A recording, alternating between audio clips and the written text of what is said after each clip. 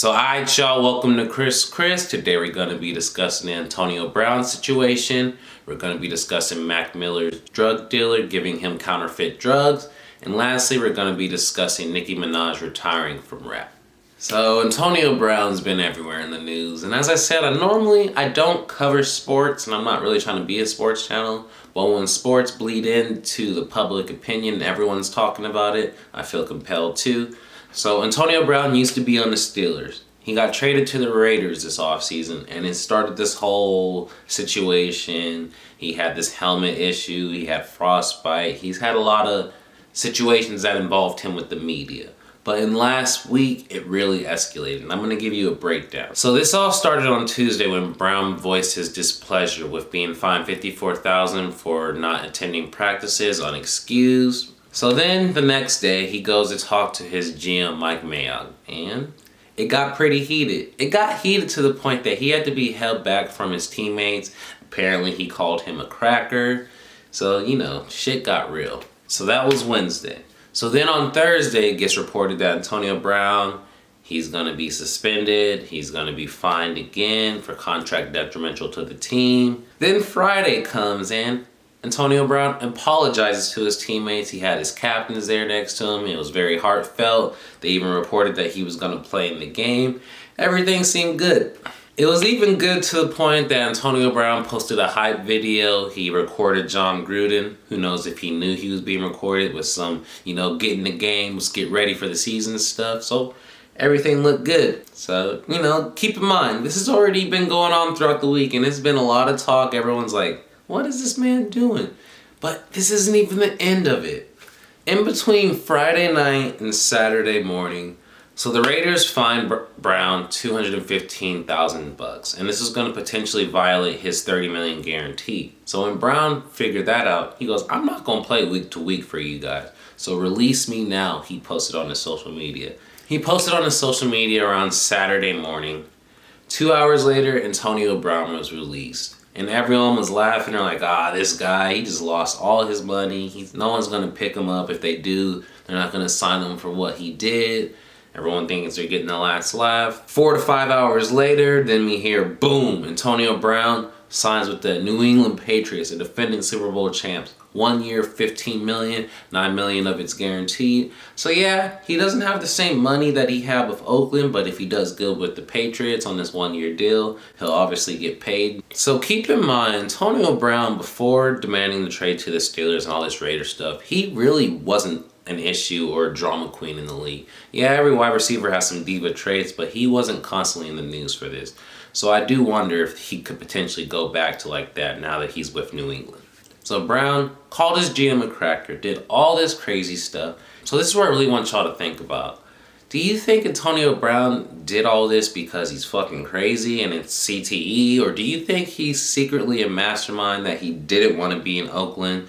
So he did whatever it took to get released so he can go to a team where he thinks he could shine, maybe win a ring, then after that try and get paid in the offseason. So yeah, please let me know, because I'm a little bit everywhere. Because at first I was like, this man's really just fucking lost it. But after seeing some of this stuff throughout the week, I'm like, I feel like he was really just trying to force his way off Oakland. Derek Carr is not as good as Tom Brady. He'll obviously get better stats with the Patriots. So, yeah, let me know in the comment section because I'd love to hear it.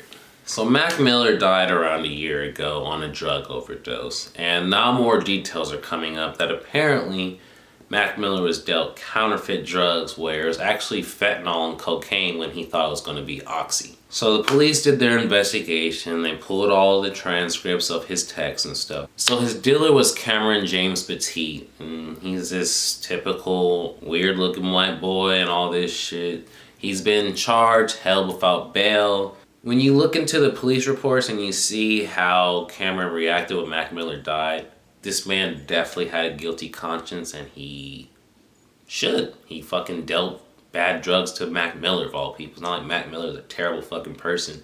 Mac Miller was a very positive rapper. He collaborated with a lot of artists. He just had a drug problem, but you took advantage of that, giving him fentanyl and cocaine. So on the day when Mac Miller died, Cameron on his Instagram was DMing people saying, I just need to stay low, and he says, I'm fearing I'm gonna end up dying in jail.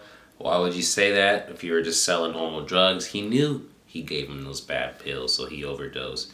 And Mac Miller, being, a drug abuser that he is, most people, they take their pills by mouth, but he snorted it. So when he snorted that much fentanyl and it went to his brain, that's why he overdosed and died. There's more to the story and there's more people involved. There was a stripper that was tied to it, and Cameron had another female that would handle some of the Mac Miller transaction. But their transactions actually prove that there wasn't any fake pills, so that's why I'm not really discussing them. I'm mainly just here to talk about Cameron and his dealing of fake drugs, but I want to know in the comment section.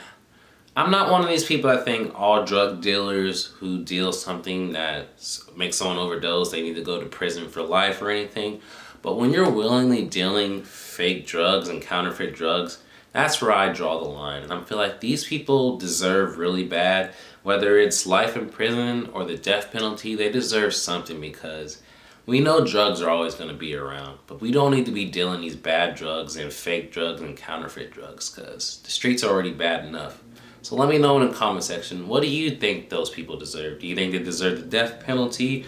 Do you think they deserve life in prison? Do you just think they deserve the normal terms that any other drug dealer does when they get caught up? Okay, so the last big news of the week was when Nicki Minaj sent these 2 tweets. I'm going to show you right now.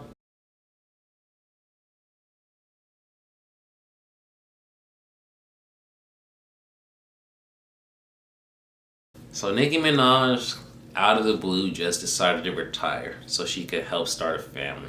But the issue is who she's starting a family with and Nicki Minaj's choices in general. She's currently dating a convicted murderer, rapist, and this is who she chooses to associate with. It's nothing about that. I'm here to talk about her music and why I don't think Nicki Minaj is actually going to stay retired. Jay-Z retired in 2003 and it was 2017, he came out with 444. So rappers retire, they unretire all the time. I think Nicki Minaj needs a break because she was always queen bee or top dog. Now there's other people like Meg and Cardi that can. She needs to get away because she's been very problematic. She's always in the media for negativity or yelling and just doing stuff that someone that's almost about to be 40 shouldn't be doing. So I'm hoping Nicki uses this time to get her life figured out. If she has the drug issues that many are proclaiming, maybe she can get that fixed. But she needs to come back more progressive, more not problematic, and be able to be the role model for female artists that she should, because she's a legend. She's very talented. I don't listen to her music, but you can't deny that she's talented lyrically, but she has a problematic personality, and that's stopping her from really being to where she needs to be. So this is me for you, Nicki, hoping you can get fixed. But when you're making bad choices like the men you're keeping in your life, it's hard for me to believe that you will. So we'll see. And let me know, do you guys think Nicki's actually going to stay retired? Because I 100% do not. So yeah, this was the main talk of the week, the Antonio Brown situation. Once again, do you think he's just crazy, or was he a mastermind trying to create his own plan and solution? Also, Mac Miller's drug dealer, do you think those people should be convicted more for dealing fake drugs, or should it be the same? And lastly, do you think Nicki Minaj is going to stay retired? So don't forget to subscribe, turn on those notifications, share this video with your friends if you enjoyed it. This Chris, I'm out this motherfucker.